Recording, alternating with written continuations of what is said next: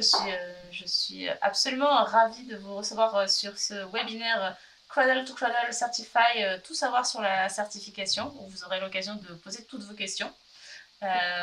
Aujourd'hui, on est avec Christine Guimbretière, qui est CEO de Upcyclea, et on reçoit Lucie Ladig, qui est Business and Policy Specialist au C2C P2I. Et moi, je suis Camille d'Upcyclea et je hosterai ce webinaire. Et je vous laisse vous présenter un tout petit peu, mesdames. Merci beaucoup. Je vais commencer comme ça ensuite Camille, pardon, comme ça Lucie pourra continuer.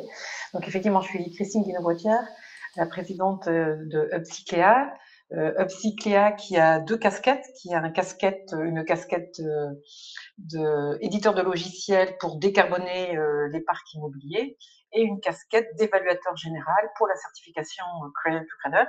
Nous avons cette spécialité d'évaluateur général Cradle to Cradle depuis 2007 maintenant, puisque la certification existe déjà depuis très longtemps. Et nous sommes très très heureuses, Camille et moi, de recevoir aujourd'hui Lucie qui va nous présenter cette certification Cradle to Cradle pour laquelle, je dois dire, on a de plus en plus de demandes. Eh bien Lucie, c'est à toi, on t'écoute. Tout oui.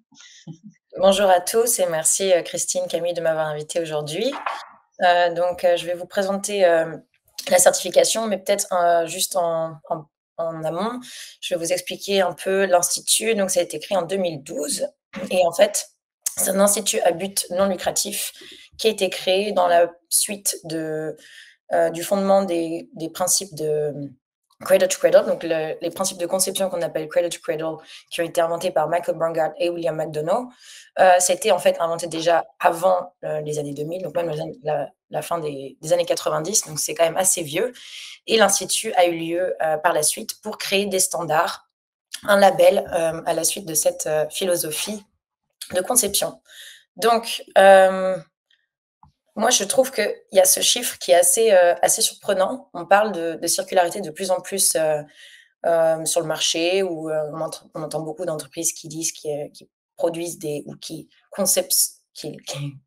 designent des produits qui soient circulaires.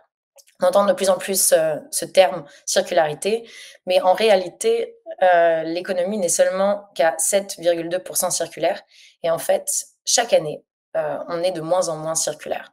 Et c'est quand même assez choquant, sachant qu'on en parle de plus en plus. Donc, il y a vraiment quelque chose qu'il faut prendre en compte. Et on parle aussi beaucoup de carbone, de décarbonisation. On parle d'énergie renouvelable, de transition vers les énergies renouvelables. Mais en réalité, là encore, seulement 55% des émissions globales pourront être couvertes en transitionnant vers les énergies renouvelables. Donc, il y a vraiment un besoin de repenser dans la manière dont on conçoit, dont on fabrique les produits et dont on source les matières premières. Donc, dans cette perspective, il faut vraiment changer la façon dont on extrait les matières premières, dont on utilise ces matières premières, dont on conçoit les produits et dont on génère aussi des quantités de déchets qui s'accumulent dans l'environnement, dans les océans et qui polluent l'air et les ressources marines. Et il faut donc transitionner vers une économie qu'on appelle plus circulaire, qui avait été déjà développée dans les années 90 par les deux créateurs du Cradle to Cradle Design Principles, pour que tous les matériaux qui soient sur le marché, qu'on trouve sur le marché, puissent être intégrés dans un des deux cycles qu'on appelle soit le cycle biologique, soit le cycle technique, et qu'ils redeviennent des nutriments qui puissent ensuite réintégrer et éviter que ça génère plus de déchets. C'est peut-être important, Lucie, d'annoncer, si tu veux retourner en arrière, excuse-moi, j'interviens, sur l'importance pour le fabricant qui nous écoute de déterminer en amont avec son équipe, est-ce que, en fonction de l'usage, mon produit en fin de vie sera prévu pour retourner à la terre ou mon produit sera prévu pour être récupéré et retourner dans des cycles de production technique. C'est la grande différence. C'est extrêmement important. Donc, si je fais, par exemple, c'est pas si évident que ça, mais par exemple, lorsque je fais un produit cosmétique ou un produit nettoyant, le produit que je fabrique est prévu pour le cycle biologique, parce que soit c'est utilisé sur notre peau, donc on fait partie du cycle biologique de la nature, soit c'est fait pour retourner dans les eaux usées, donc encore la nature. Par contre, son contenant, son packaging peut être designé, peut être conçu éventuellement pour être en plastique recyclable et recyclé et retourné dans un cycle technique. C'est important de... Là, c'est très important de bien montrer la différence. Excuse-moi, je te laisse continuer. Merci Christine. Non, c'est exactement ça. Donc on a 2 types de cycles et c'est très important dans la partie circularité de la certification de s'assurer que le produit puisse aller dans un de ces 2 cycles, puisse s'intégrer dans un de ces 2 cycles. Donc en fait, dans ce contexte d'économie circulaire, qui est un grand terme, on entend énormément, mais en fait, comment est-ce qu'on peut mesurer la circularité? Eh ben, on a la certification Cradle to Cradle Certified, on en est déjà à la version 4.0. Donc ça fait longtemps qu'on a sorti des standards qui ont évolué et qui ont été mis à jour pour arriver à cette version toute récente. Qui ne va pas se baser sur un seul critère, contrairement à d'autres certifications qui vont seulement regarder par exemple la décarbonisation. Nous, on prend tout en compte. C'est vraiment une certification qui est globale et qui englobe tous les critères qu'on peut établir comme étant durables et qui évidemment répond à une approche scientifique. Et très important, dans le contexte actuel européen, on parle beaucoup de label 1 de type 1 et la certification est reconnue comme étant un label de type 1, donc indépendante, une évaluation et une certification vérifiée par une partie tierce. Donc, quelle est cette approche holistique? Donc, il y a 5 piliers. Le Material Health et Product Circularity sont 2 piliers qui sont vraiment qui accentuent sur la conception du produit. Et ensuite, les 3 autres piliers on va plus regarder sur le processus de fabrication du produit. Et si tous les partenaires qui sont sur la chaîne de production répondent aussi aux exigences. Donc, on ne parle pas seulement d'exigences pour l'entreprise, mais sur toute la chaîne de production. Et donc, le Cradle to Cradle Certified, c'est connu pour la circularité. On s'assure que les produits soient circulaires, mais avant tout, le plus important, c'est vraiment s'assurer qu'il n'y a pas de toxicité des matériaux. Donc, Material Health, c'est la partie la plus importante dans cette certification. On s'assure qu'il n'y a aucun produit toxique, de substances chimiques ou préoccupantes qui soient présentes dans le produit. Je vais donner un petit exemple, comme ça va apporter un éclairage supplémentaire. Disons qu'il y a de la récupération plastique de produits électroménagers, plastique qui n'a pas été prévu pour être non toxique. Donc on imagine les cafetières en plastique et tout ce petit électroménager qui est rempli de plastique, on le rassemble, on le collecte, on le broie et on fait des lattes de terrasse. Hein, vous voyez, on voit ça de plus en plus, hein, des propositions d'agrandir le lieu de vie dans le jardin avec des terrasses qui sont à partir de plastique, par exemple. Et en fait, toute la toxicité qui se trouvait dans l'électroménager se retrouve dans les lattes de terrasse dans le jardin, lattes de terrasse qui se désagrègent au fur et à mesure du vent, de la pluie et du soleil. Et donc, toute la toxicité qui était au démarrage présente dans le produit, mais qui n'était pas forcément visible, ni même n'était pas transmise par l'usage du petit électroménager, par contre, se retrouve dans les lattes en plastique qui sont, elles, dans le jardin. Vous avez la même chose avec tout ce qui est mobilier urbain dans les villes, où on se targue de faire du recyclage et des mobiliers en plastique recyclé. En réalité, la toxicité se retrouve dans la terre. Quand on commence à avoir de la toxicité qui part dans la terre, ça part dans les cours d'eau, et c'est comme ça qu'on voit arriver toute cette toxicité dans les rivières, dans les champs, donc, in fine, dans ce qu'on mange. Donc, c'est important d'avoir à l'esprit l'importance de la non-toxicité quand on s'intéresse à l'économie circulaire. Et c'est pour ça qu'on parle de piliers interconnectés, pour ça que toutes ces catégories sont vraiment importantes, aussi importantes les unes que les autres, mais cette partie Material Health est la plus importante. Il faut commencer avec cette partie de non-toxicité pour s'assurer qu'on respecte ensuite exactement la biodiversité et la santé. Merci. Je t'en prie. Donc voilà, on s'assure qu'il n'y a pas de produits toxiques dans le produit. Et ensuite, de matériaux, de substances chimiques dans le produit. Et ensuite, on essaye d'optimiser, d'améliorer la composition avec le temps. Donc ça, c'est une liste de substances qui sont restreintes. Donc on parle de composés organiques volatiles, on parle de composés organohalogénés, de cancérogènes, mutagènes, etc. Ça dépend en fait le type de produit, parce qu'on certifie des produits qui sont dans le milieu du bâtiment, on certifie des produits dans le textile, cosmétique, et donc évidemment, on ne parle pas des mêmes types de substances. Ce que tu nous dis, c'est qu'il y a une liste de produits qui n'est pas, c'est pas une boîte noire, hein. La certification, on montre le standard, il est disponible, et ça fait 400 pages. On peut le trouver sur le site du C2C P2I. Il y a une liste de produits qui sont interdits pour pouvoir démarrer la certification Cradle to Cradle, et en fonction de l'usage du produit, il y a des substances qui sont interdites selon les usages et selon le produit en question. Et c'est une liste qui est assez intéressante pour commencer, pour voir si votre produit est prêt pour être certifié, pour justement vérifier en évaluant cette liste si vous utilisez certaines de ces substances. Et ensuite, on va au-delà de ce qu'on appelle, enfin, des régulations REACH en Europe, parce qu'on intègre justement, par exemple, les produits organohalogénés, etc. Donc ensuite, une fois qu'on a établi toute la santé, la non-toxicité des matériaux, on va s'assurer que le produit ensuite est conçu de manière circulaire. Donc, on regarde l'approvisionnement circulaire.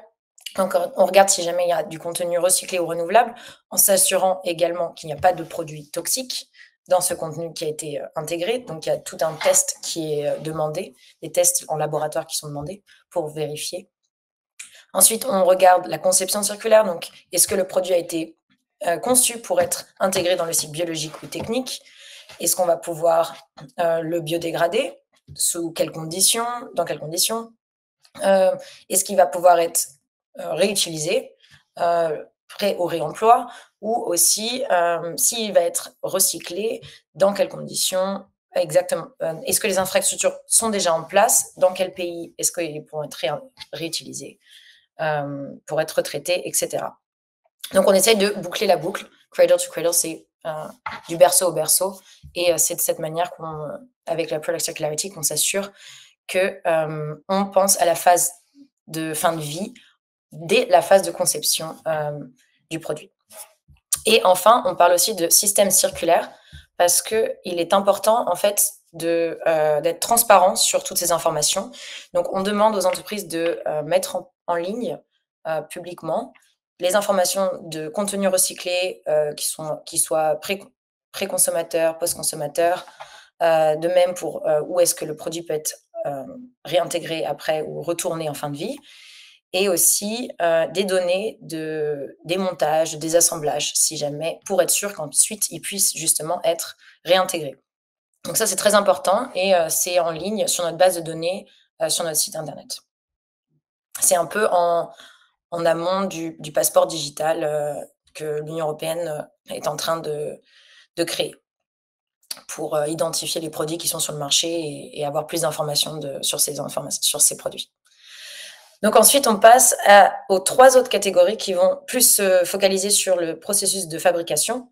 Donc on regarde, ça s'appelle Clean Air and Climate Protection. On veut protéger, on veut éviter la pollution, et on veut intégrer les énergies renouvelables et répondre aux exigences en matière d'émissions de CO2, donc réduire notre empreinte carbone. Donc on quantifie et on met en place des stratégies pour augmenter le taux d'énergie renouvelable développé sur la chaîne de production, et pour réduire nos émissions de gaz à effet de serre. Et de même, tout ça, c'est très transparent. Donc on demande justement que ces informations soient publiques. Ensuite, on regarde toute la partie biodiversité. Donc, est-ce qu'on a pu réduire sa consommation d'eau pour réduire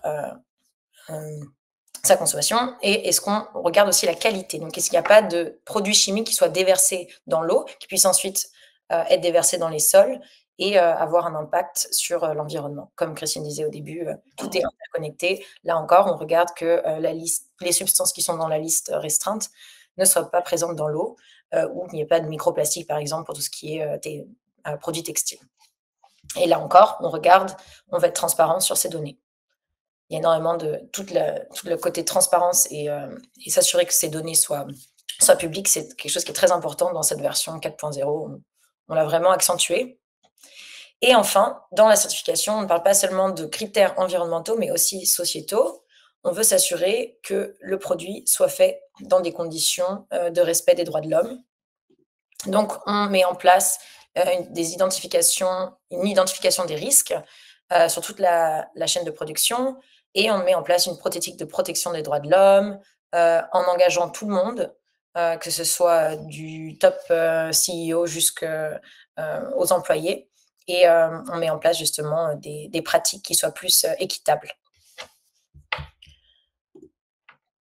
Donc, ce qui est assez intéressant, c'est que le pacte vert pour l'Europe de l'Union européenne, qui a été lancé par la Commission européenne en 2019, en fait, ils sont aussi en train de se focaliser sur tous les points que la certification aussi propose et vérifie dans son standard. Et notamment, quand on regarde sur le règlement de l'éco-conception, la certification répond exactement à tous ces critères, toutes ces exigences en matière d'éco-conception qui demandent aux fabricants d'intégrer dans leur phase de conception la réparabilité des produits, la réutilisation, en n'intégrant aucun produit chimique et dangereux, de lutter contre l'obsolescence programmée, ou d'être plus transparent sur les données qu'ils vérifient sur la chaîne de production. Et enfin, aussi, on parle d'une directive qui est assez importante, la directive sur les allégations écologiques. On parle énormément, donc il y a énormément d'entreprises qui se sont fait avoir et target pour du greenwashing. Donc, on entend énormément d'entreprises qui disent qu'ils produisent des matériaux, des produits qui soient durables, qui soient éco-friendly, mais ils n'ont aucun moyen de prouver, ou ils n'ont tout simplement pas du tout conçu ces produits de manière à être éco-friendly. Et quand la Commission européenne a lancé un sondage, ils se sont rendus compte que 53% de toutes ces allégations, en fait, qui sont relatives aux produits ou aux services, elles étaient complètement infondées ou trompeuses.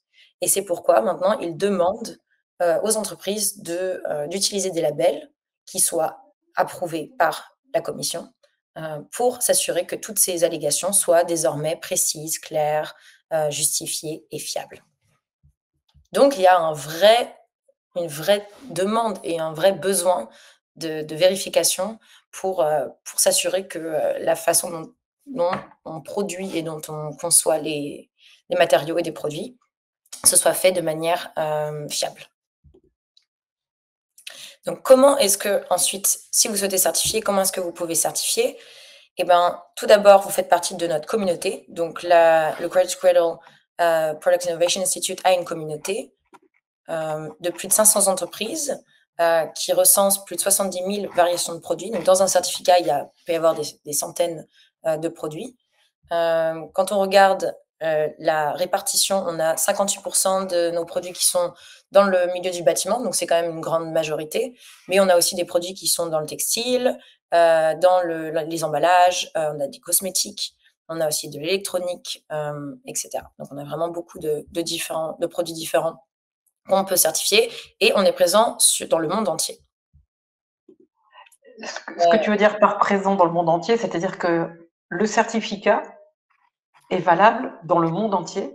Exactement. Et dans le monde entier, on peut faire certifier ses produits. C'est ça. C'est important. Les deux sont vrais. Et on peut auditer toute la chaîne de production dans le monde entier également. Et ensuite, on est aussi reconnu et demandé au niveau des gouvernements dans le public procurement, dans des projets de bâtiments, par exemple, ou d'autres types de projets, pour qu'ils s'assurent qu'ils créent des bâtiments ou qu'ils aient des projets qui soient plus circulaires. Donc, ils s'appuient vraiment sur la certification pour sourcer leurs produits dans leurs projets. Donc, c'est quelque chose qui est assez intéressant et qui montre que notre programme est très robuste aussi. Et donc ça, c'est des exemples d'événements qu'on organise donc c'est très intimiste, et on essaye d'échanger sur les produits, les problèmes et les opportunités autour de l'économie circulaire à travers les différents secteurs que l'on couvre. Donc c'est des événements qui sont assez intéressants. On avait organisé un en février 2023 en Allemagne, et là tout récemment à Amsterdam chez G-Star. Et la certification, la certification est valable pour 3 ans et au moment de recertification, on demande aux entreprises de démontrer, une amélioration de leur processus de fabrication. Donc on leur demande de démontrer qu'ils intègrent, par exemple, plus de contenu recyclé ou, qu'ils ont trouvé un moyen pour, en recycler une plus grande partie en fin de vie, ou qu'ils ont réussi à trouver un nouveau partenaire pour réduire, leur, consommation d'eau et cetera. Donc c'est quelque chose qui est assez aussi donc chaque catégorie va se voir attitrer un niveau, du niveau bronze au niveau platinum et ensuite on demande d'évoluer, au fil des ans, au fil des recertifications, pour intégrer des pratiques plus en plus durables et circulaires. C'est important ce que tu partages là maintenant, Lucie, parce qu'en réalité, ce dont on est en train de parler, c'est qu'il y a des indicateurs mesurables et objectifs qui sont mis en œuvre lors de la certification et qui permet ensuite à l'entreprise d'améliorer la fabrication de son produit dans le temps grâce à l'échelle de mesure qui est livrée avec la certification. Donc on sait où on se positionne dans les niveaux de bronze à platine et on sait exactement quels sont les critères qu'il faut améliorer dans chacun des niveaux pour pouvoir s'améliorer selon les critères que tu citais précédemment, à savoir non-toxicité, circularité, gestion de l'eau, gestion des énergies et le bilan sociétal. Donc c'est une vraie feuille de route concrète pour améliorer la circularité et la non-toxicité du produit dans le temps. Et c'est Exactement. mesurable et c'est vérifié. Exactement, c'est ça et ça permet aussi, donc par exemple, quand on pense, à la Corporate Sustainability Reporting Directive de l'Union européenne, donc toutes les grandes entreprises qui vont devoir justement, publiquement, reporter sur toutes ces informations et ben, cette feuille de route, Cradle to Cradle va vous permettre de répondre aux demandes de ce règlement de l'Union européenne. Ça vous permet de savoir comment remplir vos informations parce que tout aura été vérifié, tout aura été, Audité. audité, voilà et ensuite vous aurez plus qu'à l'intégrer dans ce rapport. Donc c'est vraiment un atout, et ça vous permet surtout d'avoir des personnes qui vous aident dans ce processus parce que c'est pas facile, et ces personnes justement, c'est, Upcyclea. Donc je vais arriver, juste après, sur les organismes d'évaluation et les évaluateurs, en parallèle. Mais donc du coup, on a une base de données en ligne aussi pour voir tous les produits qui sont certifiés, avec les différents niveaux qui sont, affichés. Donc on peut voir, par exemple des produits, donc des enceintes, Bang & Olufsen, on a des vêtements, circulaires, de la papisserie ou du bois chez Axis. C'est On des a du marques connues. parquet de Target, on a des collants de Wolford ou du parfum Coty. Donc c'est vraiment on a une gamme très variée de produits et ensuite, l'institut est simplement, l'organisme qui va s'occuper de développer les standards et de l'évolution de s'assurer qu'il y ait une évolution continue des standards et ensuite, tout ce qui va être la partie, collecte de données et soutien technique pour vous aider à améliorer, c'est fait de manière externe et Upcyclea, donc Christine fait partie de cet organisme qui peut vous aider en France, et qui a lancé un pré-audit. Donc je te donne la parole, Christine, pour continuer là-dessus. Une information importante dans ce que tu viens de dire, en fait, le C2C P2I est l'organisme certificateur. Nous ne sommes que des évaluateurs.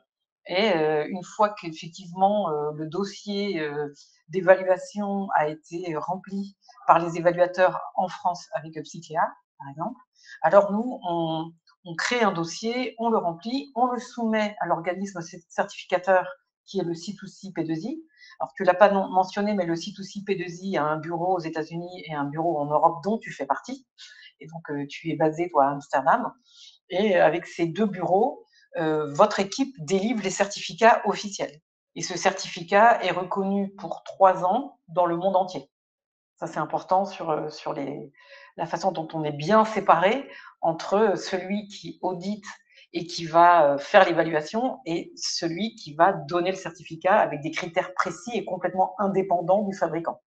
Et on Donc travaille nous, seulement avec des organismes accrédités, donc comme accrédité, exactement, comme Upcycler, exactement. Et donc en France, la façon dont on a abordé la certification Cradle to Cradle, puisqu'on a conscience que c'est nouveau dans l'esprit des fabricants de produits et que c'est complexe également, puisque tu l'as bien décrit, c'est multicritère, il n'y a pas qu'un seul critère. On a trop tendance à penser qu'il faut regarder que le carbone en ce moment en France. Or, décarboner ne veut pas dire dépolluer. Et si on ne dépollue pas, on ne va pas répondre aux défis climatiques, aux grands enjeux qui sont devant nous, hein, puisque ce système naturel dépend de la pollution et dépend des émissions de carbone. Donc il faut aussi dépolluer.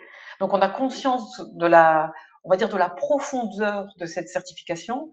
Et pour information, chez Upcyclea, et moi à titre personnel, je me suis intéressée à la certification Cradle to Cradle dès 2007 et on s'est vraiment connecté avec cette certification puisque c'est le moyen pour les fabricants de produits de pouvoir proposer une offre complète de services et une offre complète pour ces produits qui sont inspirantes. C'est une offre inspirante.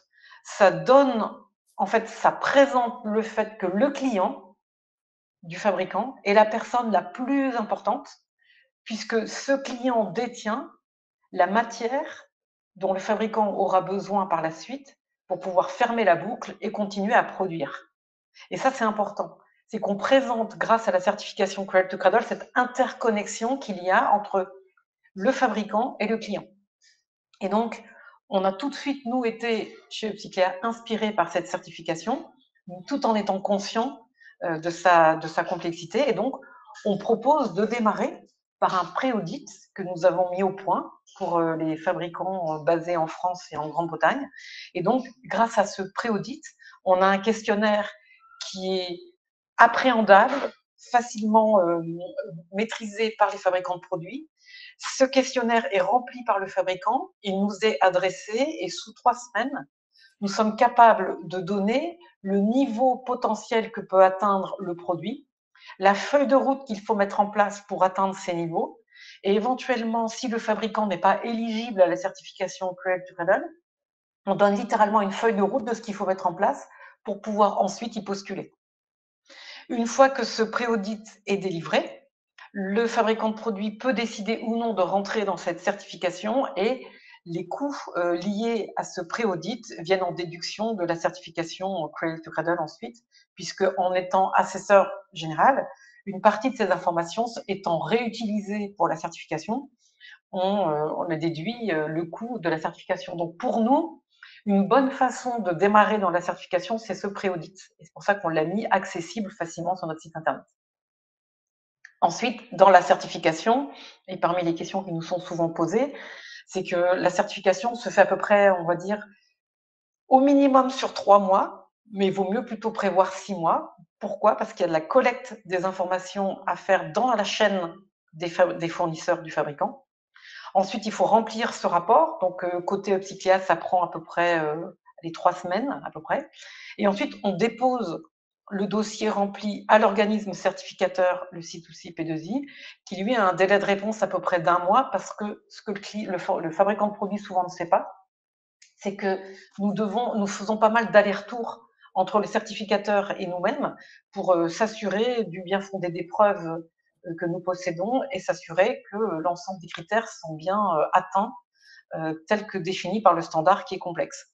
Donc il y a bien 1 mois et demi avant que le certificateur se prononce et à l'issue de ce processus, un certificat est délivré.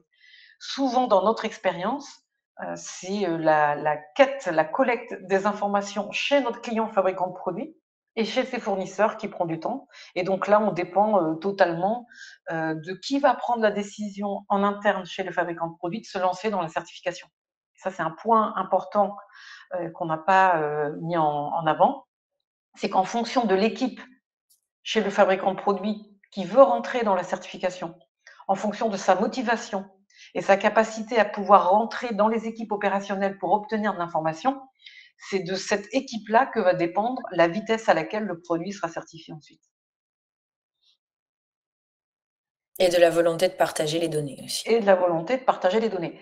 Alors, quand même, ce qui est important, c'est que la volonté de partager les données, il faut peut-être que tu donnes quelques informations supplémentaires, parce que tout n'est pas visible publiquement. Exactement.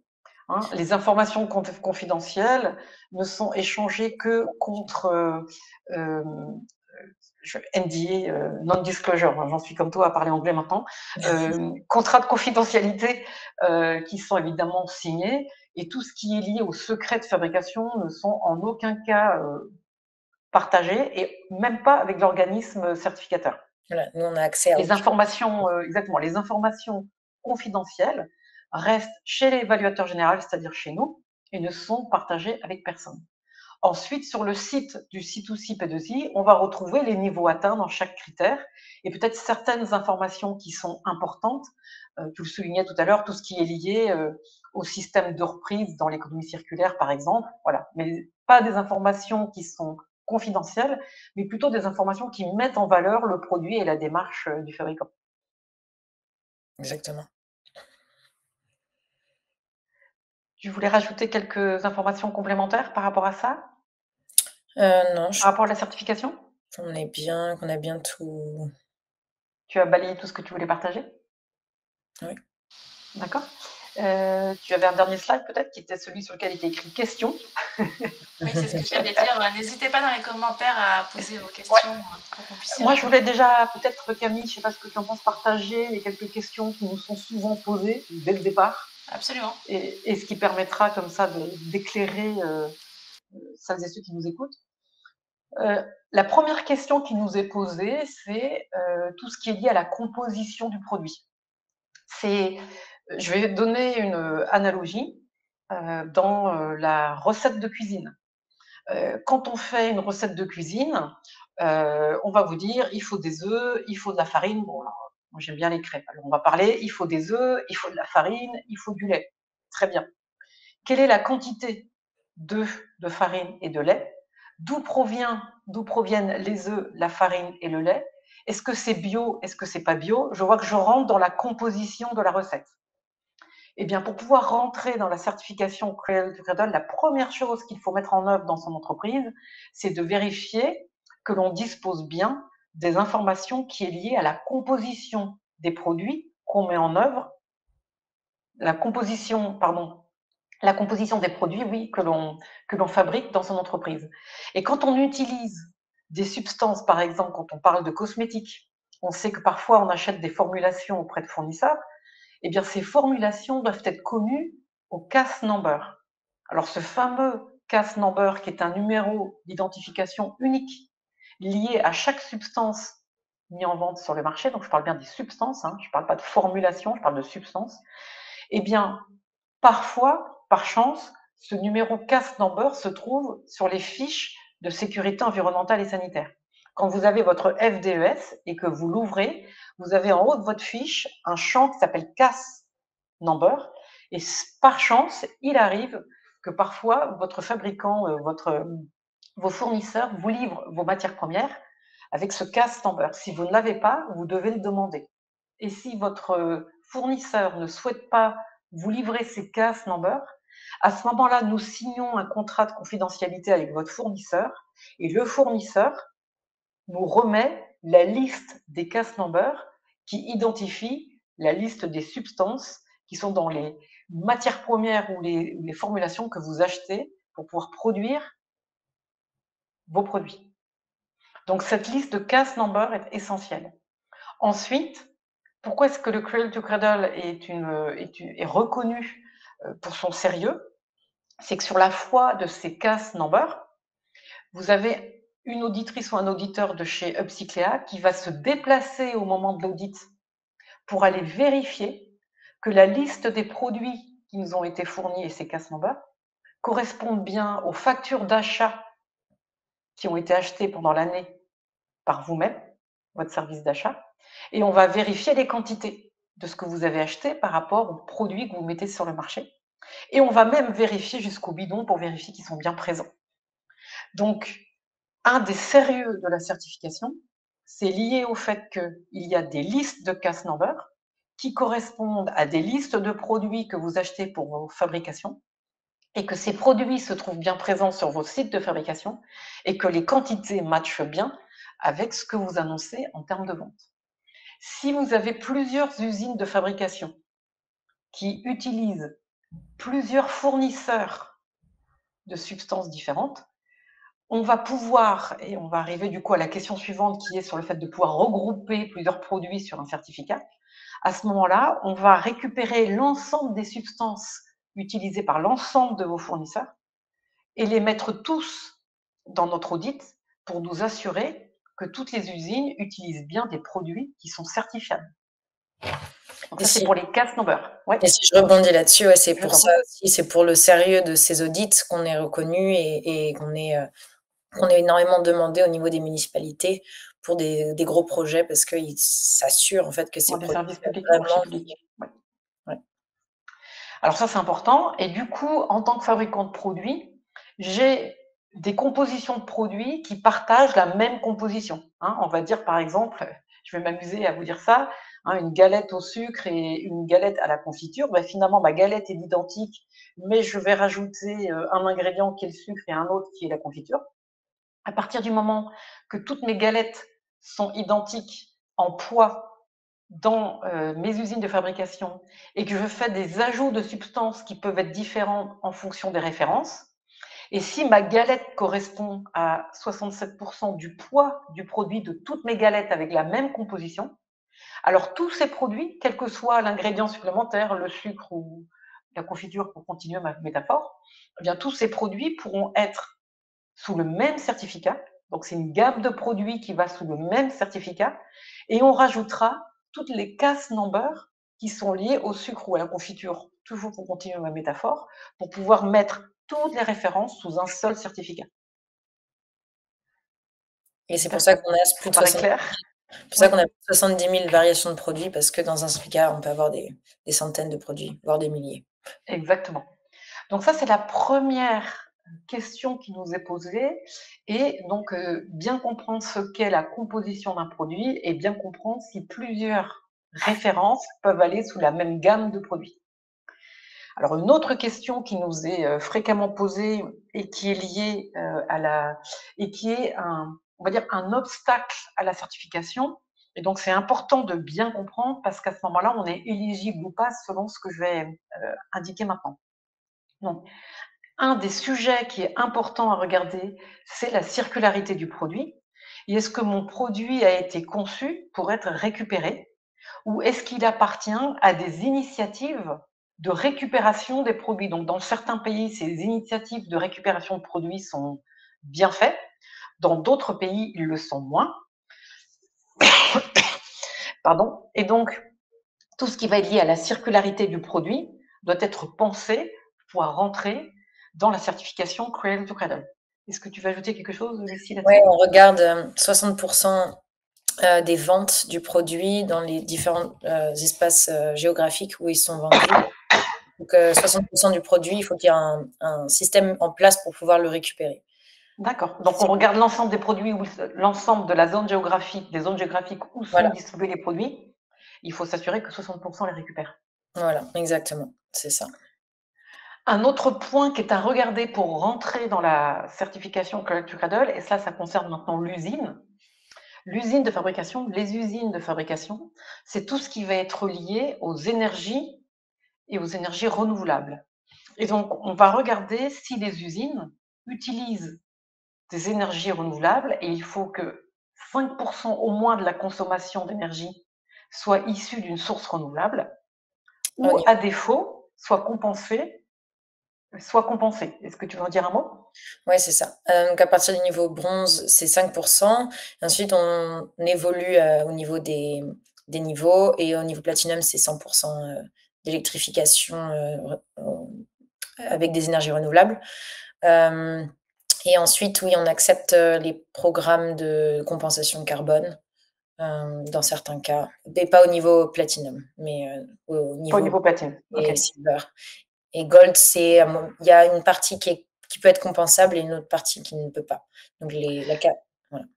Ouais, c'est important parce que on adresse quand même des produits de l'industrie et certaines usines ne peuvent pas être modifiées et ou utiliser des énergies renouvelables. soit par l'endroit où elles sont, ça n'existe pas, soit c'est juste impossible de faire les travaux d'amélioration parce que c'était pas prévu dans les coûts, dans les capex. Et donc, c'est bien que le Cradle to Cradle standard ait maintenant donné la possibilité de compensation carbone jusqu'au niveau bronze et argent. Et on comprend qu'il est aussi normal que pour pouvoir atteindre la certification or et au-delà, il y a une obligation par contre d'usage de ces énergies renouvelables. Dans le Cradle to Cradle, la façon dont ces créateurs l'avaient imaginé dans les années, fin des années 80, c'est de réaliser qu'en fait, il y a une source qui est infinie d'énergie, qui est celle du soleil. Et que l'énergie du soleil, c'est aussi bien du panneau solaire, mais c'est toute autre énergie qui vont dépendre de cette énergie solaire. Par exemple, si vous regardez les marées, quasiment les marées tournent avec le soleil. Donc tout ce qui est énergie renouvelable sont des énergies qui sont disponibles à l'infini. Ensuite, on est restreint par les systèmes de captation de cette énergie solaire, mais dans le principe du cradle to cradle, ultimement, il faudrait utiliser cette source inépuisable d'énergie pour ne pas épuiser la planète avec les énergies fossiles, par exemple, et émettre du CO2, comme on le fait actuellement. Même si on a bien conscience que l'usage des équipements pour capter cette énergie solaire sont eux-mêmes une problématique en termes de recyclage, mais dans l'esprit du cradle to cradle, l'énergie est infinie. Les systèmes de récupération et de captation peuvent être améliorés dans le temps pour pouvoir être recyclés dans le temps également. Donc c'est vraiment une vue holistique de l'activité humaine et comment on peut l'améliorer dans le temps. Ça, Exactement. c'était. Ouais, c'était Les bon. Oui. exigences dans toutes ces catégories, en fait, sont tellement, il y a énormément d'exigences et c'est pas évident, et ça prend énormément de temps. C'est pour ça qu'il y a différents niveaux et qu'on commence à 5% jusqu'à 100% parce que il y a toute cette feuille de route à suivre et toute cette démarche d'amélioration en continu qui est nécessaire, mais qui prend du temps. C'est ça. Mais c'est une façon d'améliorer son produit aussi et son système de fabrication. Une autre question aussi qui nous est posée, c'est lié au système d'eau et de la gestion de l'eau sur les sites de fabrication. Est-ce que tu peux nous en dire un petit mot? Oui, donc on regarde la consommation, évidemment quelque chose qui est très important, mais aussi la qualité. Je pense que on oublie souvent en fait le rejet des produits toxiques dans l'eau, tout simplement, qui sont ensuite dans les décharges, qui sont dans les effluents. Donc on regarde vraiment tout ça en L'industrie profondeur textile, par exemple. et c'est audité. Et c'est surtout Ouais. audité. Donc on vérifie en Asie, dans l'industrie textile, voilà, que tout ce qui est les dyes, j'ai du mal des fois à traduire, les colorants. teintures, les colorants, Les les colorants, teintures, les ouais. colorants qui sont bourrés de produits chimiques. S'ils ne sont pas cradle to cradle, ouais. Qui ne sont pas cradle to cradle. Et donc là, on a, par exemple, sur notre product registry, donc sur notre base de données, vous pouvez vraiment trouver ces entreprises qui nous assurent en fait que ces colorants ne sont pas toxiques pour la santé humaine ou pour tout ce qui est ressources marines aussi ou biodiversité. D'ailleurs, j'en profite pour dire qu'on me parle souvent de REACH et on est compatible au REACH, mais l'état de la planète ne serait pas tel qu'on le connaît maintenant si REACH couvrait l'ensemble de la toxicité. Exactement. Donc, Et puis REACH, c'est seulement en Europe. REACH, c'est seulement en Europe. Et REACH, ça dit ce qu'il ne faut pas qu'il y ait dans le produit, mais ça ne dit pas ce qu'il y a dans le produit. Donc, vous avez une liste internationale connue qui s'appelle REACH et vos produits sont peut-être compatibles à REACH, quoi que ça veut dire, mais ça ne dit pas, hein, c'est comme tout à l'heure, quand je fais ma recette de crêpes, je peux utiliser de la farine bio ou de la farine non bio. Ben là, c'est pareil, j'ai le droit d'utiliser des produits, mais ça ne donne pas une évaluation sur la toxicité. C'est ce qui fait la spécificité du Cradle to Cradle. Donc, Et on avec parlait de le l'eau. passeport de données, on espère aussi justement pouvoir avoir plus d'accès à toutes ces informations pour s'assurer qu'on n'ait plus de produits qui soient toxiques dans notre environnement. C'est ça. Également, sur le dernier critère, c'est important de partager des informations concrètes sur ce qui est demandé aux fabricants de produits sur la partie social fairness, puisqu'il y a des projets qui sont peut-être déjà mis en œuvre chez le fabricant ou qui sont à mettre en œuvre pour montrer les impacts positifs sur la communauté. Ouais. Bah, par exemple, un fabricant de bois, il va devoir avoir organiser un projet pour s'assurer qu'il n'y ait pas de déforestation ou d'impact sur les communautés présentes, par exemple en Amazonie ou dans d'autres régions. Et ça, c'est quelque chose qui est assez particulier et qu'on ne trouve pas dans d'autres certifications. Et on a ce projet d'impact positif pour les communautés autour de l'eau et autour de toute la partie aussi sociétale. Donc, c'est des projets qui sont décrits. Donc, les évaluateurs sont aussi là pour aider, bien sûr, quand on nous pose souvent des questions autour de ces projets. Donc, on va regarder quel est le projet de l'entreprise qui est déjà en œuvre et on va regarder dans quelle mesure il correspond aux critères qui sont demandés. Et puis, on donnera des idées d'amélioration du projet et des connexions avec d'autres entreprises qui peuvent aider à faire tous ces projets, étant donné qu'on est vers de la circularité et faire des écosystèmes concrets de plus en plus à impact positif. On n'ose plus le dire, ce mot impact positif, parce qu'il est souvent galvaudé, mais je pense que s'il y a bien une communauté de fabricants qui peut se targuer d'impact positif, c'est bien ceux qui ont des certificats Creative Cradle, puisque c'est vraiment conçu pour ça.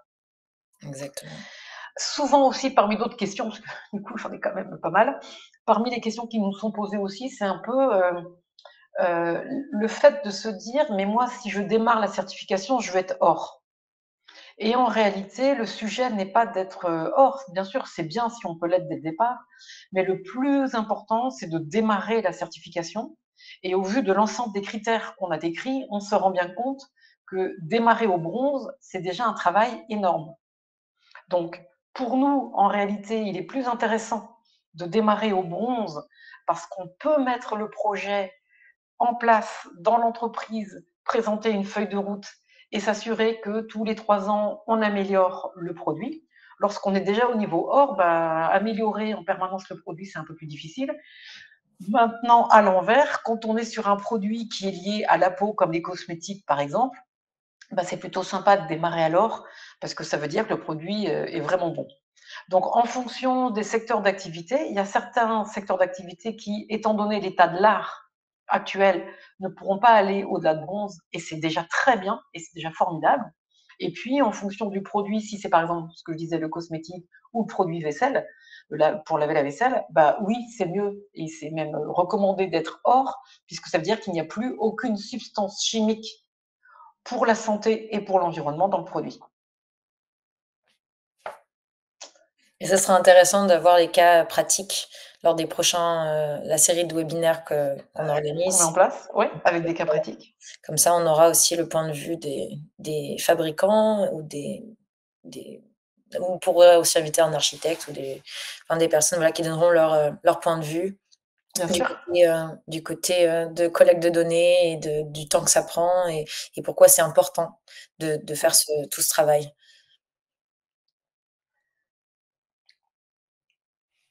Camille, est-ce que tu avais une question aussi à poser? Alors écoute, il semble que ça a été limpide parce que j'ai pas de questions de la part de l'audience. D'accord, ok, super. Je vous propose du coup de... Alors on va faire un dernier appel à questions pour être sûr de louper personne. On va attendre 2 minutes, mais sinon on va clôturer le live. Et en tout cas, merci à toutes les deux pour votre information. Je pense que ça a été, comme je disais, très clair et limpide et je pense que ça a bien aidé les personnes qui se sont connectées. Vous recevrez le replay sous quelques jours. Et comme on n'a pas de questions, écoutez, je vous propose de finir la session ici. Merci beaucoup, Lucie, d'être venue avec nous présenter le Cradle to Cradle Product Innovation Institute et le standard C2C Certified. C'est un vrai plaisir. Et puis, vous qui nous écoutez, à très bientôt. N'hésitez pas à écrire et à répondre à l'email du replay que Camille va vous adresser. Ouais, et on vous a mis le lien du pré-audit sous les commentaires, dans un commentaire sous le live, donc n'hésitez pas à aller voir. Merci beaucoup. Merci. Merci, à bientôt. Au revoir.